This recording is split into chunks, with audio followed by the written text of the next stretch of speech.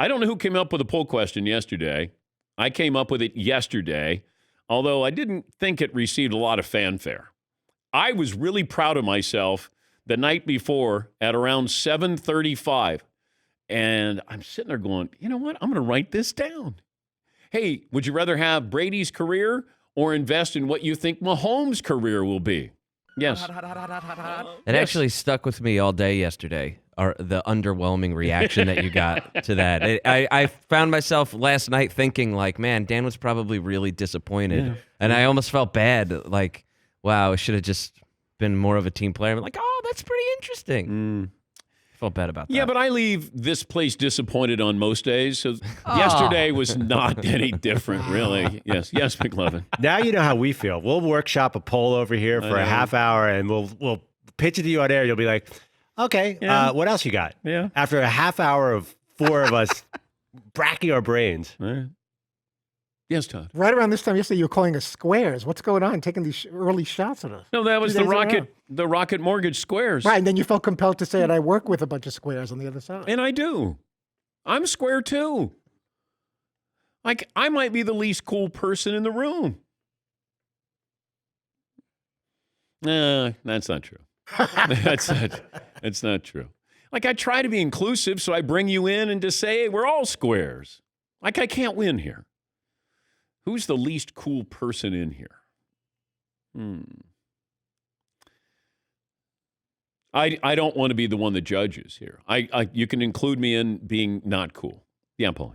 I would say I'm not cool, definitely from the fact of pop culture and music and knowing stuff what's going on now. That is true. Very much. I really don't know what's going on. That is true. That's more about awareness than coolness, though. Yeah, but it makes me look and sound uncool when I say, I've never heard of blank band.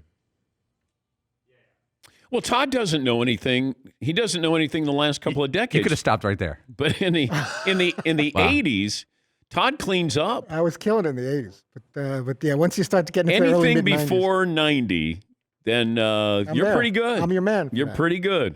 But after that, you have no clue. Like, you don't binge a show. You don't have any music that is in the last 15 years. I'll do a food binge, but as far as like sitting through a whole season of shows in a row. But if I say, hey, Todd, you're watching The Crown, and then you'll go, I don't know what it is. Then I'd probably say, is that some kind of Burger King thing you're talking about? I don't know what Yes, The Crown is. McLovin. But the definition of cool has changed over the years. Now, like, nerds are cool.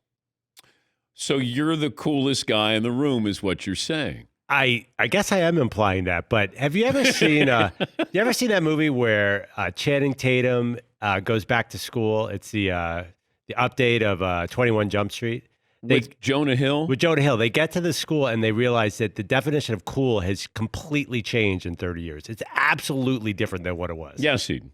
So this says, coolness is an aesthetic of attitude, behavior, comportment, appearance, and style, which is generally admired. Okay. McLovin has a coolness to him. By living in Brooklyn, it kind of gives him that chip. Yeah. Because that's hipsterville. Well, Seaton, I think, has the music fashion down. You kind of have some of that music stuff. Oh, yeah, I definitely have the music down. Yeah, you have the culture stuff. Yeah, and pop culture. Yeah. By the way, I tried to convince Paulie to watch The Crown. This was a side conversation. He's like, nah, it's not for me.